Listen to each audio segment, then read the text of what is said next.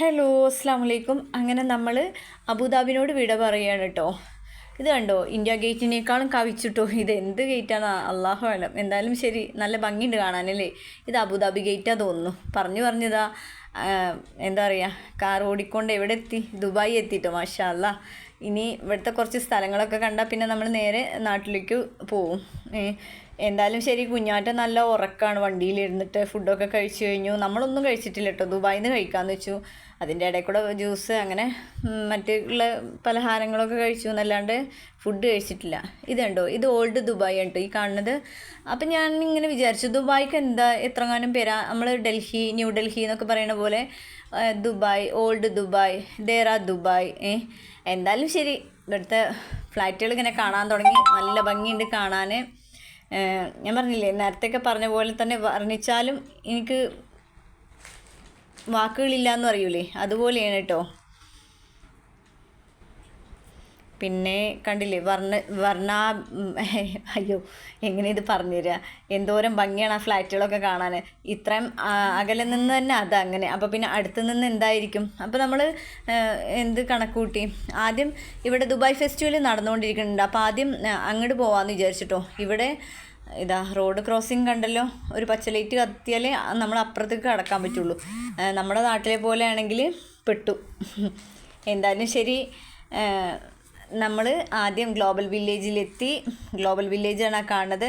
Global village എന്ന് വെച്ചാൽ ലോകത്തിലെ എല്ലാ രാജ്യങ്ങളെയും വരച്ച് കാണിക്കണ ഒരു സംഭവമാണ് കേട്ടോ.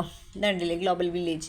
അതായത് ഇപ്പോൾ ഇന്ത്യ ആണെങ്കിൽ ഇന്ത്യയിലത്തെ ആളുകൾ, അവിടുത്തെ ഫുഡ്, അവിടുത്തെ വസ്ത്രങ്ങൾ, അവിടുത്തെ രീതികൾ, അങ്ങനെ.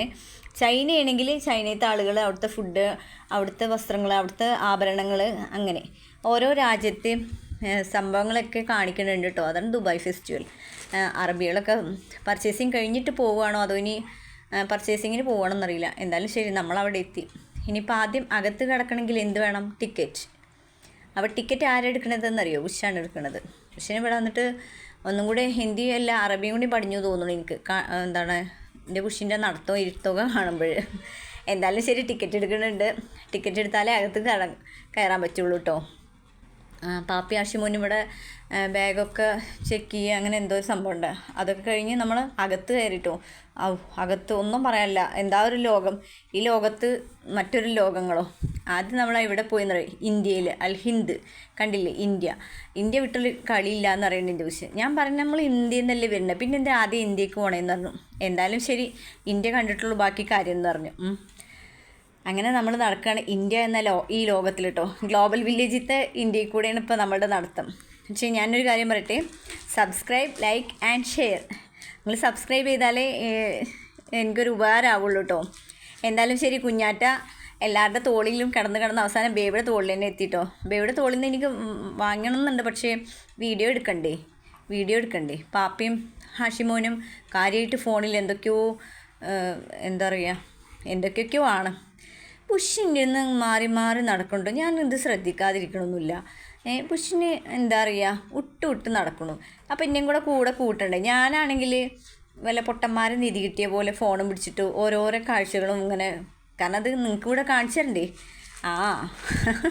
എന്തായാലും സബ്സ്ക്രൈബ് ചെയ്യുക. നാളെ കാണാം.